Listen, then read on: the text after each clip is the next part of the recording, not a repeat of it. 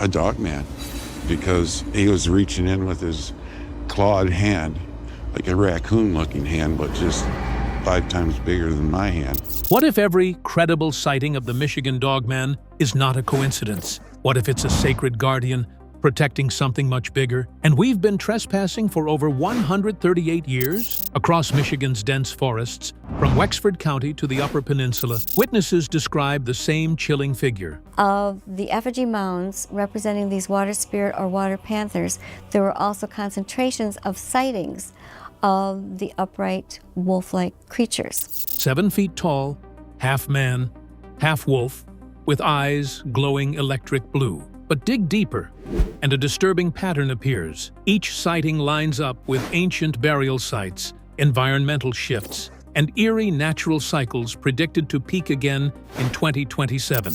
So, is this creature a cryptid or a spiritual warning we've refused to hear? But let's start with a pattern no one seems to have noticed. That might change how you see the Michigan wilderness forever. The pattern nobody noticed. Every single credible sighting of the Michigan Dogman since 1887 has happened within miles of indigenous burial mounds and sacred sites. Not some, not most, every single one. When researchers plotted every Dogman encounter on a digital map stretching from Wexford County to the Upper Peninsula, something wild appeared. The pins formed a ring, a perfect halo of red dots circling ancient Ojibwa, Potawatomi, and Anishinaabe ceremonial grounds. When you overlay topographic data, the pattern sharpens. The densest clusters hug rivers once used for sacred rites and hunting paths that no longer exist. Now, here's the kicker. Shift the map just 50 miles south into forests just as thick, just as isolated, and the sightings vanish. 0, not even 1. So what's the difference? Same trees, same wildlife, but one region carries something invisible. Something protected. That's where the Wendigoa legend comes in, a story older than any Michigan county line. According to Ojibwa oral tradition, the Wendigoa were spiritual guardians, half-human, half-beast entities that rose when the land was violated. They didn't hunt for sport, they warned. They appeared when sacred ground was disturbed, when burial sites were desecrated, or when outsiders trespassed where prayers had once been whispered. Some elders described them as the walking balance, creatures meant to remind mankind that not all ground can be claimed. Now, here's where it gets eerie. The first official Dogman sighting in 1887 didn't happen near a random lumber mill. It happened near a Potawatomi burial ridge, less than a mile from where settlers had begun cutting into a mound known as Sleeping Bear's Spine. 10 years later, 1897, another sighting. Again near a recently unearthed burial field outside Paris, Michigan. The reports repeat like clockwork every decade. 1907, 1917, 1937, 1957, 1967. The years shift, but the pattern doesn't. Even the 1987 wave, the one that triggered the infamous Gable film rumors, lines up perfectly with newly developed land along an Anishinaabe ceremonial corridor near Luther. Coincidence? Not likely. And here's where it hits a nerve. Environmental historians have noted that each of these Dogman waves comes right after major disruptions to local ecosystems. Logging booms, highway construction, or mining expansions. It's like the land itself is reacting. The creature doesn't appear in random backyards. It appears on thresholds, places where human expansion meets ancient silence. So maybe the Dogman isn't a monster in the woods. Maybe it's a messenger from a system older than religion, nature's way of setting boundaries. These sightings might not be paranormal at all, but ancestral protocols, a physical warning that some territories were never meant to be touched. And when you connect those points across time, 1887 to 2027, it forms something unsettling, a living perimeter of protection. These aren't haunted woods, they're guarded. But that raises the question everyone's afraid to ask. If this pattern is not random, what forces are behind it? And more chillingly, how long has this been happening? The 140-year cycle that changed everything. In 1887, the first documented sighting occurred, more than a century ago, and every decade ending in 7, similar encounters appear again, like clockwork. It began in Wexford County, Michigan. Lumberjacks deep in the woods reported a creature that made no sense. They described glowing blue eyes and a body that walked upright like a man, but moved with the silent grace of a wolf. It wasn't running, it was stalking. One lumberjack said he felt its breath on his neck before it vanished into the trees. Newspapers barely covered it. Locals whispered about it. And then the sightings stopped until the next 7. Fast forward to 1937. A man named Robert Fortney told police in Paris, Michigan, that he had been attacked by a dog walking on 2 legs. He said it growled like no dog he'd ever heard. When officers found his footprints, they discovered something chilling: paw prints and boot marks overlapping, side by side, as if both man and beast stood in the same spot. The report was filed, forgotten, then rediscovered decades later. By that point, the legend was taking shape, but not yet fame. Remember, this was long before Steve Cook's 1987 radio song, The Legend. These weren't stories born from pop culture. They inspired it. Each wave of sightings came naturally, years before the next generation even knew what a dogman was supposed to be. Then came 1967, the 80-year milestone. Dozens of hunters near Manistee and Reed City described something massive moving through the trees on 2 legs. One even fired his rifle. When he checked the snow, he found prints, huge, canine, and oddly symmetrical, like something trying too hard to look human. Local police took statements,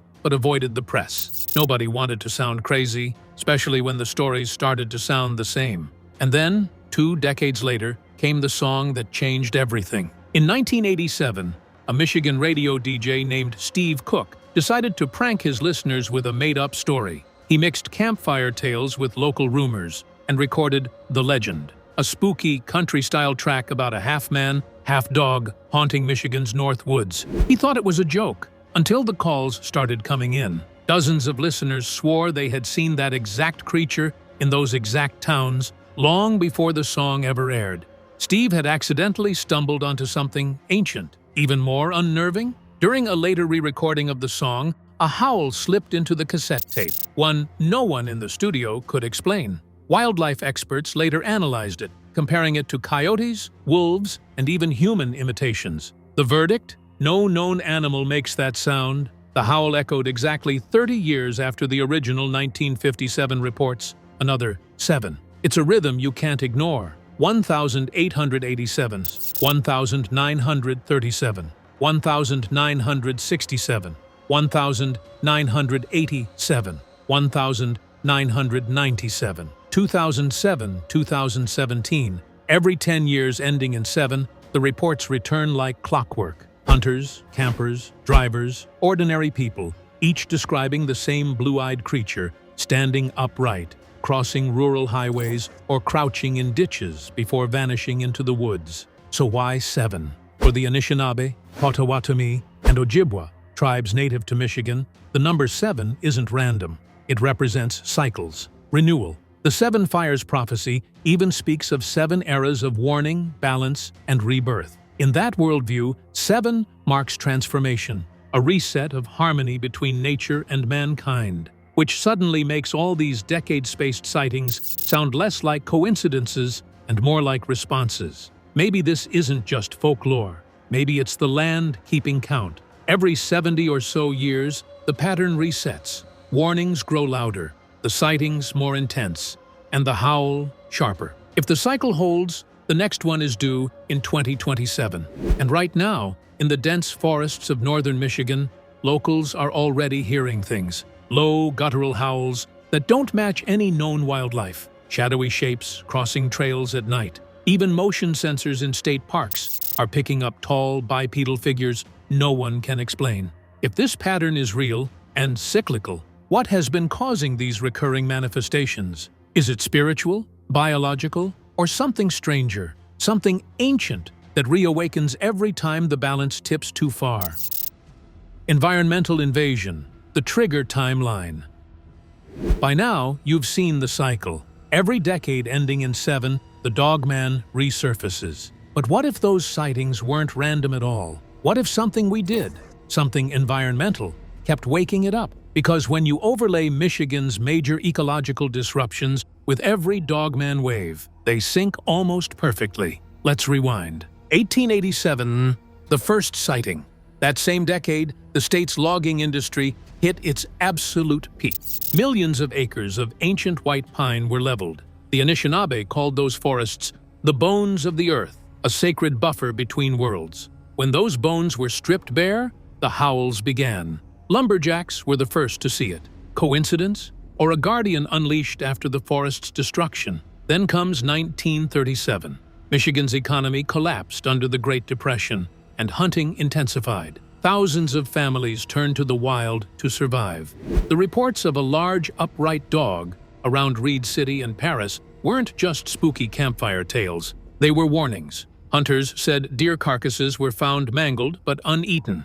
It wasn't hunting for food, it was sending a message. Fast forward to 1967. That year, the Manistee National Forest underwent a controversial replanting project, introducing non-native pine to replace the old growth. Right on cue, Dogman encounters spikes. Logbooks mention eerie howls echoing through logging camps, tools disappearing overnight, and even claw marks on cabin doors. Then, in 1987, Steve Cook's song goes viral. But what most people forget is that 1987 was also the year of Michigan's most aggressive suburban expansion. Forests north of Grand Rapids were bulldozed for housing. Locals described large shadows crossing backyards at night, and pets vanishing from fenced yards. The howl wasn't folklore anymore, it was a protest. And then, 1997, 2007, 2017, each year tied to an environmental flashpoint. In 1997, there was massive deforestation for resort development along Lake Superior. In 2007, the gray wolf delisting controversy, when wolves were hunted to near eradication again. And in 2017, record-breaking wildfires in the Upper Peninsula. Each time nature was pushed past its limits, the Dogman reappeared. Here's where it gets eerie. According to Linda Godfrey's Beast volumes, several indigenous elders told her that the Dogman walks when the land screams. It's not a cryptid, it's a manifestation, a physical reaction of the ecosystem to an imbalance, a kind of supernatural immune response. And that theory doesn't sound so far-fetched when you read modern witness reports. Take the 2022 case from Midland Daily News. A trucker, driving Route 33 at night, claimed a 7-foot-tall figure leaped across the road and hit his trailer with such force that it dented the steel. Police found long, claw-like scrapes. The same week, a nearby industrial plant dumped waste into the Titabawase River. Patterns. Always patterns. And now experts are noticing something new. Since 2023, wildlife sensors in the Manistee area have detected deep-frequency vocalizations, between 25 and 35 hertz, too low for wolves or coyotes, but identical to the mysterious 1987 Dogman tape. These frequencies often spike after logging operations or chemical runoff events. So, what are we really dealing with here? A wolf mutation? A spirit protector? Or an intelligent, biological system nature built to defend itself? Because, if the cycle holds true, and 2027 marks the next awakening, Michigan might be about to face its loudest howl yet, when evidence becomes undeniable.